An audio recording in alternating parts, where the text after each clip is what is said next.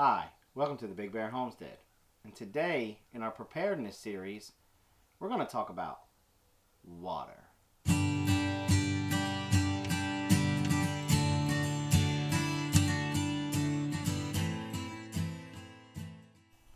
Alright, so today we're talking about water, which is, yep, it is, the most important item for survival.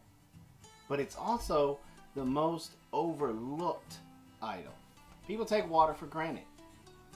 And in this day and age, one, we don't drink enough water. And two, we don't really think about where our water comes from. If you're in the city, your water is coming from the city.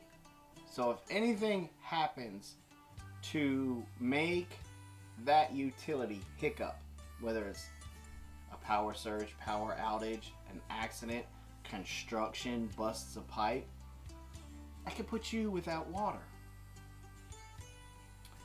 So how can we, as people of the preparedness mindset, can we store water? Alright, well, the short answer to that question is yes, of course you can. But the bigger part to that question, the unspoken question that's in that question, is how do you go about doing it? Well, you can store water in numerous ways. You can get food grade 55-gallon drums and store your water. You can store it in old 2-liter bottles, your Coke product bottles. You can store it in those, or your Sunny D bottles. You can store it in those. Any food grade plastic you can store water in. You can store it in glass. You could store it, I guess you could store it in Mylar bags if you really wanted to. Of course, I wouldn't do that. But as long as your water has a lid to stop any contaminants from getting into it, you're golden. Now, I know a lot of people in the comments are going to say you need to put some bleach in it or you need to do something like that. And my thing is we don't do the bleach thing. What we do is we have food grade 35-gallon drums in a location on our homestead that we store with water. And every year, we instead of pulling the water out of the hose to water our livestock, we just pour the water out of there, and then we refill those. If you're in a grid down situation and you have to go to your water reserves that you've had stored for a year up underneath your house or in your location, and it tastes a little funny, you just got to swish it around because that's just from the oxygen being depleted. The oxygen is gone. But that's about it when it comes to storing water. So if you got water stored, what do you do if the grid doesn't come up and you run out of your water? Okay, so if the grid has been down for a long period of time and you have run out of your water storage, what are you going to do? Well, this is where skill sets come into play. Tools come into play. You have to purify your water. You've got to know in your area where is your closest water source and how to collect it, whether it's going down there with a 5-gallon bucket, scooping it up and bringing it back, or rigging up something that you can use with a windmill or something, or just installing a hand pump on your well if you have a well. But let's say that you have to pull water from your environment. You've got to be able to purify that water. You got to make that water where it's safe to drink. Now, there are lots of tools out on the market to help purify water. You've got water purification tablets. You've got this filter system, that filter system. And in all intent and purposes, some of those filter systems are crap and some of them are good. Personally, I'm a Berkey guy. We have the big Berkey in our dining room, or not in our dining room, in our kitchen that we filter water through, and we enjoy using that as our drinking water. We had the Berkey sports bottle in our bug out bags.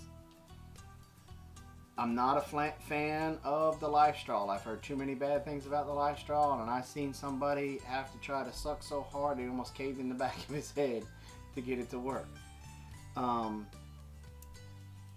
don't know if he was using it wrong or what, but it looked way too much like work for it to not purify as much as he's done. But here's the but and the caveat. Sooner or later, those filters are going to go bad.